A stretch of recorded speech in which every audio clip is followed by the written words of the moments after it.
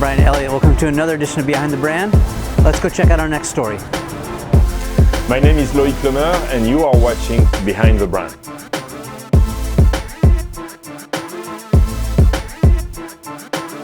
Loïc, welcome to the show. Thank you, Brian. Today we're talking Facebook. We're even doing Facebook Live here. This is awesome, super meta.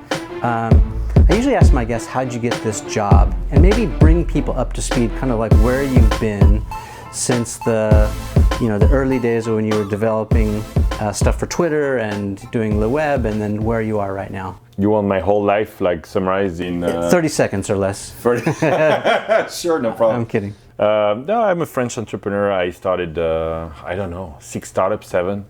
I really like to start things. I think this is the most exciting. And started in Paris. Let's see how I can do it really fast. I started straight out of business school, never worked for anyone else than me. Not that I don't respect people working for other people, but that's just how I roll. It was in your blood. I don't like to have a boss. I want to be my own boss. I want freedom, and so I did a web agency in '96. One of the very first advertising banners and websites. Kind of boring now, but in '96 it wasn't. Yeah. Then I launched a blogging company. Then I launched a conference called Le Web that took 10 years plus in the making, but reached 3,000-4,000 people, 85 countries. Was one of the most known. Huge. Yeah, pretty big. I don't know about huge. And I invested in about 50 startups, including LinkedIn or Slack or Evernote, Lending Club. That's what I do. So I love entrepreneurship. Why did you decide to come from France to the US? And why Silicon Valley? It's the center. It's something I had in mind for since I graduated from business school. I wanted to come here. It's just like, if you go for fashion, Paris, Rome, New York, Silicon Valley is the center of technology. Everybody's here. It feels like a big campus. And if you are in the movie industry, it's probably LA. Do you think being an entrepreneur is something that we're born with, or is it something that can be learned? No, it totally can be learned. Yeah. I think we're probably making a huge mistake by not teaching the kids to learn earlier. And I think it should be taught at high school. As early as you can. That I think too many people are growing up in the world in general with the idea that the standard is to become an employee, and in my own country, France, it certainly is the case, and it's a totally different way of thinking. If you think anyone can do it, yeah. It's not so difficult. If you have this state of mind, and then you get the minimum tools how. There is revenue on one side, cost on the other side. How are you guys doing over there? Because we're live here at the same time. So you see what I mean? It's not so difficult. It's very simple. It's like an entrepreneur is someone who has a shop, like a flower shop. You sell flowers, you buy flowers, there is cost, you sell them, you hopefully make some margin. It's kind of the same. So it's not difficult. It's just more that people have grown up with the idea that it's difficult. It's not. When obviously you can fail, you actually are likely to fail, but it's okay. What are some of these characteristics, these traits that you think entrepreneurs really need to succeed? Because the reality is most of us who try, we fail, right? And sometimes I fail all the time too. Yeah, but the problem is a lot of people are just stopping right there. They don't keep going. So let's identify some of the traits of successful entrepreneurs. I know you're partnering with a lot of people, you're looking for investors. What are you looking for in some of your partners? I think you have to have the energy and you have to be determined to make it happen. So that's probably the first thing.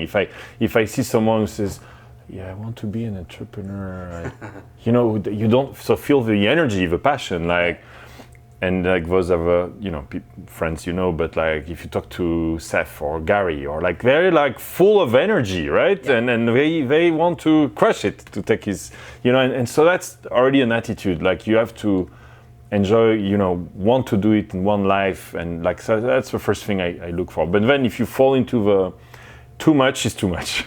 Yeah. Right. But there has to be this. If you start very boring like this.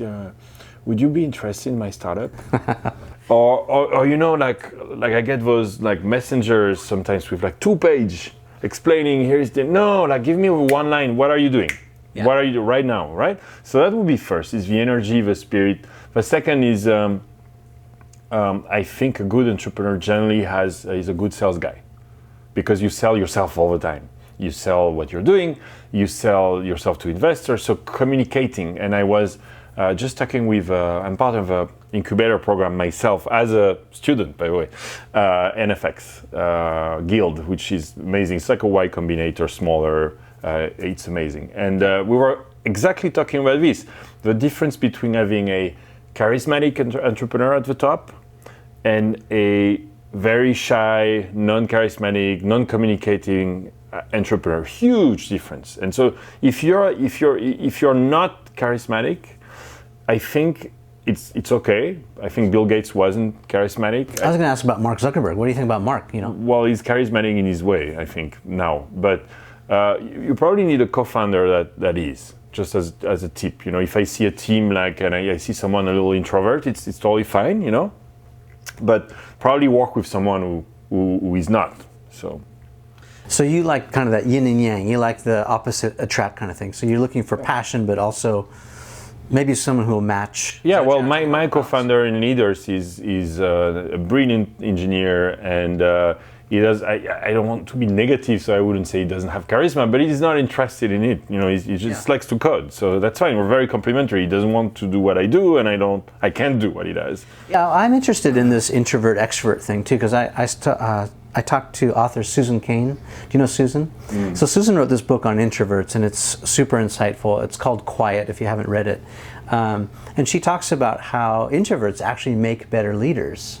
Because, and maybe Gary Vee is the exception to this, but like, you know, most charismatic, you know, loud, outspoken leaders, right, end up kind of steamrolling over the rest of their team, and like the loudest voice wins. But the loudest voice is not always the best idea, right?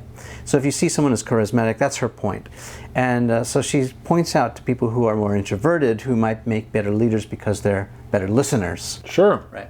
But think of Richard Branson. He's not very charismatic when you meet him. He's very quiet. He's I wouldn't say shy, because that doesn't fit very well. But he's very, very quiet, and I spent quite a bit of time with him. I got fortunate to meet him, and he's, I wouldn't say he's the most charismatic, but he's charismatic differently. He's charismatic in everything he does, in his communication, in getting, you know, like putting a wedding dress and getting like I think he went to a Trocadero in like swam there or something. He does crazy things, or flying in economy in his own planes. Yeah. He does, you know, he wants to send people to space. He's charismatic in his actions. Yeah. Exactly. But if you meet him, you have dinner with him, I was like the first time, like, it's almost difficult to, you know, he's a very, very nice guy, but is he private? Very private. Yeah. Very private, very quiet, you know, he won't talk like this, very excited, very, you know, but fascinating. Yeah. Interesting. So let's talk about Leade.rs. Tell me about what you're doing. Yes. So, well, I can tell you what I do and how I do it. Let's start with how I do it, because I think it's interesting, at least for me. I'm doing an experiment. So I started Leade.rs, what was it, end of November last year, so about 5 months in, something like this. And I decided I would do it in a way that I call the open startup. So I'm doing a live like this every single day, 11:30. This is a little early today, but hi guys. And I basically answer any question, and it's like my video diary. You watch the movie Mars, or what is the exact title? You talking about the Matt Damon movie? Yeah. Yeah. And so there is a video diary. So this is my video diary, and I'm super fortunate to have a great community here, and it's super useful. So first off, for example, I was looking for an assistant. There is Alice, who was watching my Facebook Live, that I hired the next day. And she's amazing, super happy, you know, and same with partnerships, ideas. It's like a focus group, but it's also friends. It's like, hey, I did this didn't work, what do you think? Well, you're crowdsourcing too, right? Amazing feedback, yeah. And the other thing I do in that, like, open startup is I have a newsletter that I send every week. I know that sounds boring. I also thought it was boring. But it's the same. I write my notes about what's happening and what I do and what I learn. And I'm amazed at 11,000+ people with a 50% open rate. And it's growing nicely. But the way I do it is, if you are my friend and I tell you about my new startup, here's what I would say. And because the world is used into like to be too much into the PR, like everything is great, like crushing it, right? There is only positive. And what I try to do is to also explain when I'm sad, when it's tough. When like yesterday I had a really shitty, really tough meeting in LA that didn't work very well. And it's okay. I was raising funding and they didn't like it, you know, but I'm gonna tell that story. And this is, I think, unusual. Anyway, that's the how. Yeah, that is unusual, but also super powerful, right? Like that honesty, that transparency, that whatever you want to call it. What went wrong yesterday? Why didn't he like it? Or she like it? Yeah, I won't reveal the name if you don't mind. The open startup starts at the other people's privacy. So yeah, I can be totally open myself, but it stops when, you know, those people don't know if... What was the criticism though about... No, so I need to tell you what I do. I am, with Leade.rs, I'm solving basically my own problem. Every single day of my days, every day of my life, there is someone asking me, an event organizer somewhere, asking me, oh, I'm doing this event, I would need someone on AI, or on drones, or on meditation, on leadership, anything. Who would you recommend? And that's because of 10 years inviting 2,000+ speakers at the web. And then every single day of my life, I have a speaker, friend or not, who tells me, hey, I got this invite from this event in Düsseldorf in Germany, what do you think? Or in São Paulo in Brazil. And so I'm solving this. There is a market here. There's a marketplace of events on one side, speakers on the other side, which I think is super exciting because it's the era of a personal brand. Like people now have to communicate much more. The DJs used to sell music, or the authors used to sell music. Now they get paid $500,000 at Coachella to perform. Book authors used to make a lot of money with books. Now they mostly get money by getting paid $50K, $100K to speak somewhere. Right. So this is a huge trend, which I think is just the beginning. This is why Facebook is doing Facebook Live and all those new tools. And I think the next 10 years will be super exciting. So that's what I'm doing with Leade.rs. I'm building a platform to find the new leaders. And because the existing ones are fascinating, but they don't need us. Yeah. They don't need you, they don't need me. They're already, set. And so what I'm doing is helping them where they need help, the new leaders. So what do they need? So brand, that's what we're talking about here, building their brands. Like I'm amazed on how many new leaders don't even have a Facebook page or don't, work on their presence a little more. Then speaking, at one point when you start something, you do something, you have to talk about it in public. So I think this is very interesting. That's why I'm starting here. But there is also the press interviews, if yesterday Snapchat passed Twitter in number of uniques. How about if Wall Street Journal wants a comment from like all the leaders on my platform, they could just send an email. So I'm going to do PR as well. Maybe helping them raise funding, because if you're a leader, you need funding. It can be non-profit, you need funding. It can be for profit or, or funding through customers. But I'm building a platform for success. Or helping them write a book, maybe. Yeah, write a book, exactly. Yeah. That's one of the things as well. So that's where I'm going. And yesterday I went to LA. I met top investors there, also representing really like world-class celebrities. And we're like, you want what? So you were either at UTA or CAA. Okay, we narrowed it down to two. Well, they were like, wait a second, you want to help people who make like what, $5,000 to $10,000, $15,000, $20,000 to speak? We're dealing with people who make $250,000 minimum to speak. I just booked the Guns N' Roses to perform for like a few $1,000,000, and it's like, okay, wait a second. So people that I'm trying to help are here. Those guys are here. Right. Okay, fine. You're not my target. And then, the other thing I got is that this is going to be a fun newsletter to write. The other thing I got is, this is not a $1 billion company. And I'm like, who told you I was building a $1 billion company? Yeah. I am not building a $1 billion company. I'm building a great company. I don't know if have you read Rework? No, I haven't read it. So it's about not building a startup. Build a business, not a startup. And I'm not trying to build $1 billion company. Yeah. I'm trying to build a great service that is the best in the world at what we're doing and that I'm proud of. They're very, very different. And then I answer that. And I'm like, okay, then, you might return only like 2x, 3x the money of your investors. It's like so boring, or dividends, or whatever, And I left the meeting being like, missing the point. No, frustrated. Because sure, I would love to build $1 billion company, but look at it, like Zuckerberg had no idea he was building $1 billion company. Yeah. You're just trying to solve problems. Slack had no idea he was building. It's like, and by the way, it's still unknown that it will remain a $1 billion company. But you see what I mean? It's like, I think that's just a wrong approach, and there is this Silicon Valley / LA way of thinking, which I think we should be careful of. I love it here, but at the same time, it's like, are you building $1 billion company? Come on, guys. How many people build a $1 billion company? Yeah, it's a joke. It's almost like they've been watching too many episodes of Shark Tank or something, and I think that should be underscored. That's a super smart nugget there that we can take out of that. You don't start anything. It's like to create a video. I want to create a viral video. No, you can't create a viral video. Videos go viral on their own for different reasons, because they're funny or they're amazing, and you don't know beforehand, right? You don't. You can't manufacture that kind of stuff. Exactly. It has to happen organically. It has to happen with people slowly telling other people and growing it the right way. Talk to me about some of your failures. And I want to ask this because a lot of people who watch this show, they're entrepreneurs, they're in startup mode. They fail once and then they quit, right? They feel like, okay, I can't do it anymore, no one trusts me anymore, and everyone's telling me to get a real job.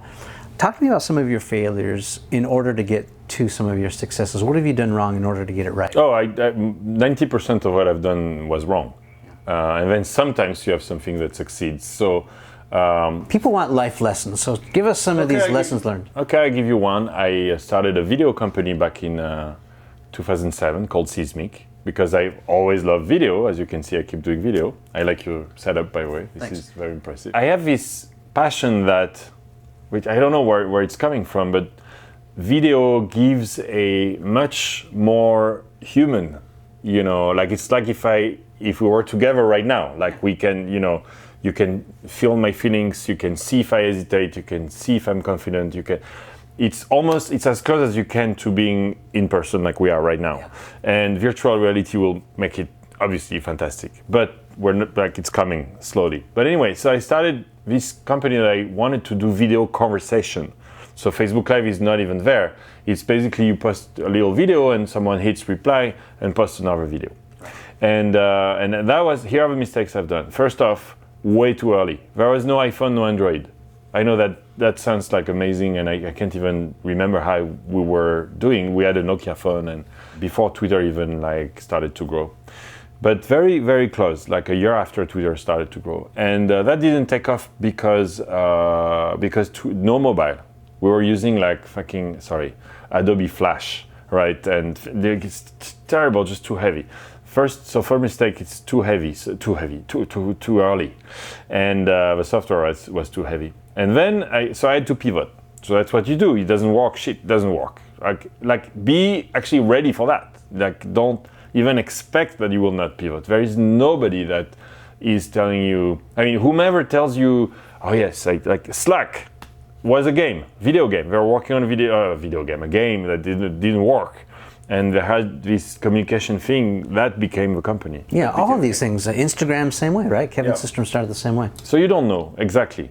And we all get inspired by other things as well. So anyway, I pivoted, and there was this thing, Twitter, that was growing, and I was fascinated. I was obsessed with Twitter, actually. And so what I did is I changed the company into building the very first Twitter apps. There were very few of us. And we actually had the most popular Android Twitter app. It was basically a Twitter client, very simple. And I was, the other quality I think of an entrepreneur is to try to, pick something, pick a wave, pick a problem, a friction, and just focus on that. And then iterate. And so I did that, and it was very successful. Did you have investors at that time? Yeah. And was it someone like Reid Hoffman or some of these other big names? No, these were investors. Yeah, we had Nicolas Sarkozy, founder of Skype, but for his fund Atomico. But also we had Pierre Omidyar, founder of eBay, for his fund. So before you were a big name, and you're a big deal here in this area. No, not at all. I do little videos, but. So I want to break that down to like how you make some of those connections. So finish your story, and then let's go back to how you. No, the story is. I'll make it short. Very simple.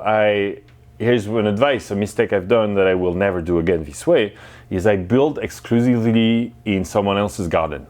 So I built in Twitter's garden, and they basically they held my balls entirely, and so it's great because at the beginning they support you. So I had this meeting. I wish I would have a photo or a video of that, but I did this presentation with the whole Twitter team there, like internally. Jack and. That was not Jack. That was Evan and Bees at the time. You remember, like they changed a lot, yeah. Right? So there was Jack, Evan and Bees, and then Evan and Bees, and then Jack again, and that was Evan and Bees, but the whole team, all the employees, they had no Twitter app. They had no iPhone app, no Android app. Can you believe that? And we were there presenting ours. They were like, "This is great. How can we help you? It's amazing, supporting us." And big mistake. A few months later. I get this, I'll have to write a book about this one day. I have this email from Ev's assistant, and they're like, the assistant says, would you like to, Evan Bees would like to see you, could you come down to the office? And I'm like, sure, you don't get those emails all the time, right? Right. Sure, when? And she's like, how about now? Like, sure, like, how about now? Let's go. And I walked 4 blocks, I arrived there, and they're like, Loïc, we really like what you're doing, but we can't let you do it anymore. Because we changed strategy and we're basically taking over what the apps are doing. Yeah. And it's very well known, they basically shut down most of the developer ecosystem while they've been encouraging it to grow before that. And I said, well, why don't you acquire me? Because we love Twitter and here I have a team, and they're like, we don't need it. And that I walked off this meeting saying, what an idiot. And I called my board and said, we're fucked. So I did another pivot again. That was not the best, entrepreneurial adventure I had, but I learned a lot.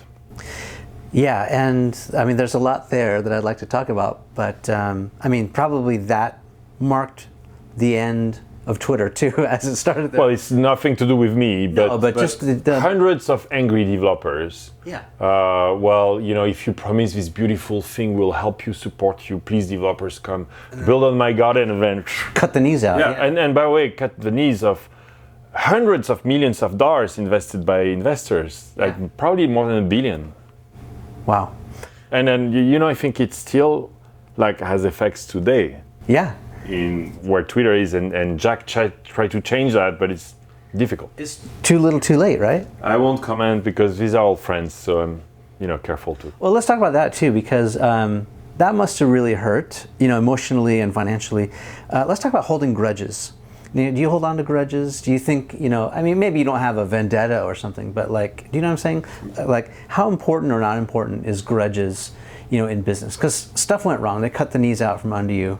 But is that a sticking point? Is that sore? No, I think you need to move on. And this is it was bad, and it was so bad. It wasn't so bad, but I could have been posting, insulting, suing. No, I just moved on, and then I pivoted it, and my investors understood that. And frankly, Ev, Bees, and Jack are all friends. So, but at the same time, this happened. But I didn't I wasn't public about it. Did they apologize to you? Did you get? Yeah.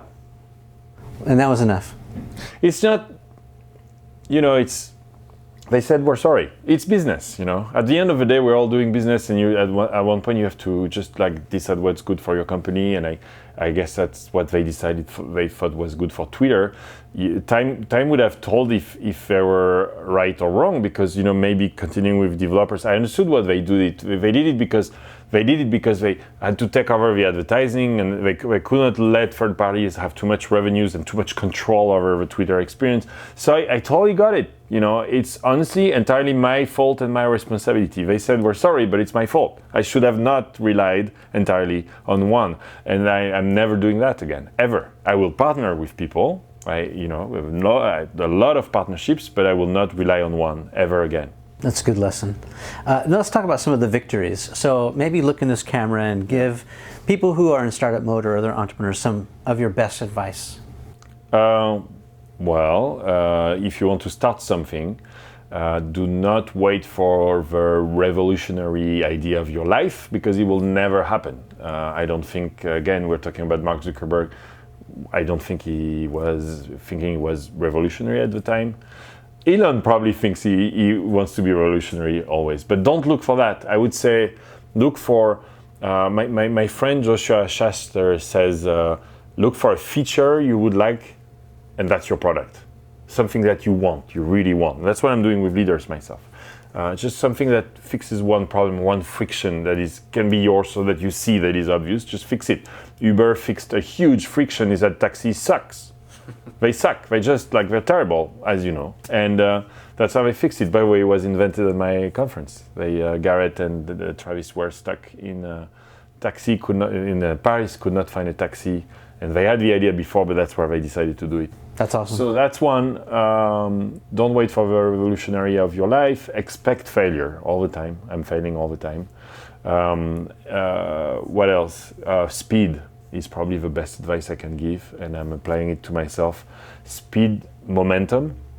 So we only have 2 engineers at Leade.rs, but we're trying to release every Tuesday something. Every Tuesday we release something, and you want momentum. Momentum for you inside of the team. If things never happen, it's frustrating. So it's a pace. So speed of execution. You can always go faster, and it gets everyone excited, including you as the founder. It gets you excited. Gets the investors excited because they see movement. You fail, it's okay. Just do something else. Yeah, so how should we be measuring that success? It's about deadlines, right? Like, okay, every week we're going to release something new. But so how should we measure the success? I think you measure it not by doing a long-term plan, because no one knows. When you're at a startup stage, frankly, I know what I'm doing next week. That's all I know. I have kind of this long-term vision, but what I'm really focusing on is what's happening next week. So I can tell you right now what's happening next week. We're trying to get our investors to recommend who are the best speakers according to them. And when Reid Hoffman, the founder of LinkedIn, tells you this person on social impact is amazing, I tend to trust him. Sure. So we're doing this right now. Context. Very small. So we are focusing on delivering a version of our product, Leade.rs, that I can just give to those investors. We're talking 50 people here, no more. And just please, can you please do that? Can you do a version? Can you recommend the best speakers? If you say no, who should be speaking instead of you? And very simple. Next week, it's something else. I have an idea what it will be, but it might change. So I would say advice is to focus on something very, very small you can achieve. And one advice that I actually got from NFX 2 weeks ago, which I really like, is the fact that you tend to design thinking as in, okay, here's my ideal product. How can I get it? And how long will it take? And I think it's the opposite is best, is what can you deliver for next week? So it's a totally different way of thinking. Yeah. It's like if it's one feature, it's fine, but just get it done for next week. So shipping it is the metric. Ship. Even if you ship internally, right now we're shipping internally. Yeah. No one else sees it because so the other advice is actually Reid Hoffman's huge influence on me, as you can see. But Reid says if you're not ashamed of your product when you launch too late. And that is a very deep one. Right now I'm so ashamed though. I'm very, very ashamed. So really it's about getting comfortable with failures, getting comfortable with iterations, getting comfortable with being willing to change your mind. You've got to be very malleable in this stage. Yeah, exactly. That's excellent advice.